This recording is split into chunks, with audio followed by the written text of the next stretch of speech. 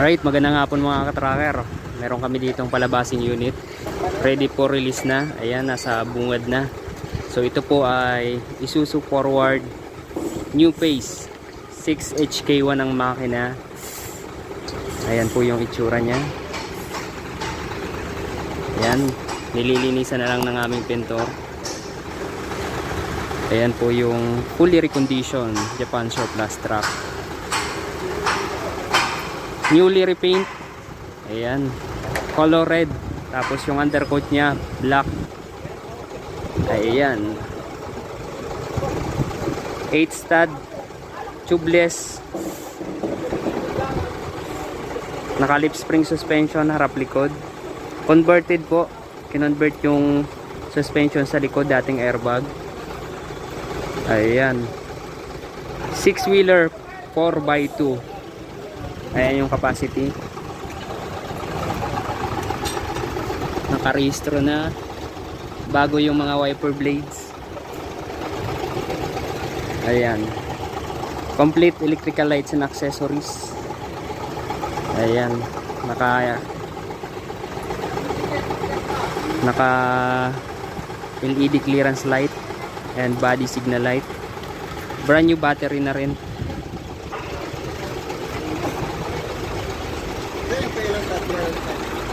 Nandiyan sir, buksan natin.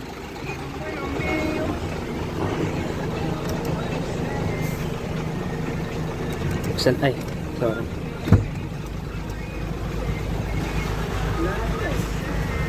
Hi, Moise! Umilaw na sir? Wala pa? Meron na.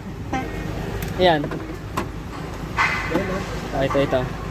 Ay, hindi na pala dito. Meron sir? Ayan. So ayan yung clearance light. Odometer nito mababa pa. Ayan, wala siyang back bed. 6-speed manual transmission. Ayan, nililinisan pa ng aming pintor. Tapos nakapolster na yung mga upuan, naka floor matting. Hindi na pinalagyan ng air condition. So may mga kasama ng tools to.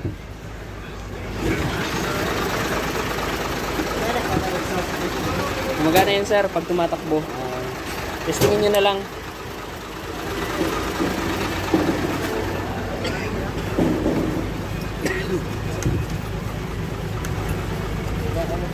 Ayan, gumagana pa yung tilting ng side mirror. Radio gumagana. Yes sir, sa tilting ng side mirror. Gumagana yan. Yan. Ito sa sir, sa DPD, DPF. Yung pagsunog sir dun sa muffler niya, yung catalytic converter. Kapag puno na, iyan mo na to sir. Pindutin mo na. Pag generation, yung pag re-regenerate. Pag nag-iba ang tunog ng Kapag na sir, nag-warning na dito na kailangan nang sunugin yung mga carbon. Nandito lang yan sir. Yan. Oo, lalabas yan. Yung ganito. Pag ka nito sir, pag nagpagana ka, dapat nakaparking. Tapos hindi tumatakbo. Kusang mawawala yan sir, kusang mamamatay. Ang niyan sir, ang epekto niyan sir, sobrang init yung muffler mo kasi magsusunog yun. No. Mawawala yan after a minute.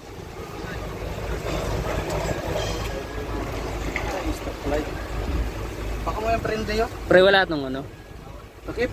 Oo. Ayan yung body, naka flatbed with 2 layers tubular running guard. Malaki yung tangke.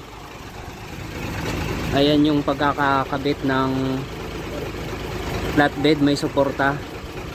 Ayan yung chassis, all steel yung body, stainless. Mga gulong makakapal. Ayan, ito yung reserbang gulong.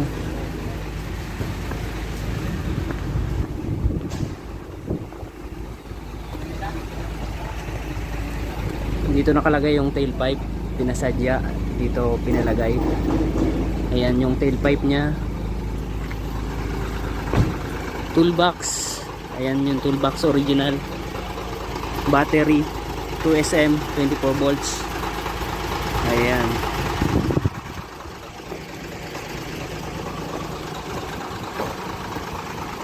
Ayan po yung unit na palabasin ngayong araw. Ayan, hapon na. So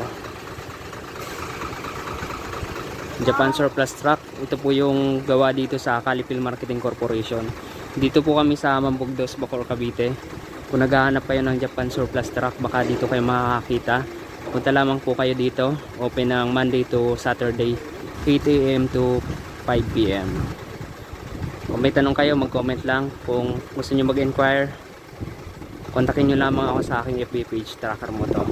Ayan, kung nagustuhan nyo itong truck na to, paki-like, share, and kung hindi ka pa nakaka-subscribe, mag-subscribe ka na. Maraming salamat. God bless. Bye-bye.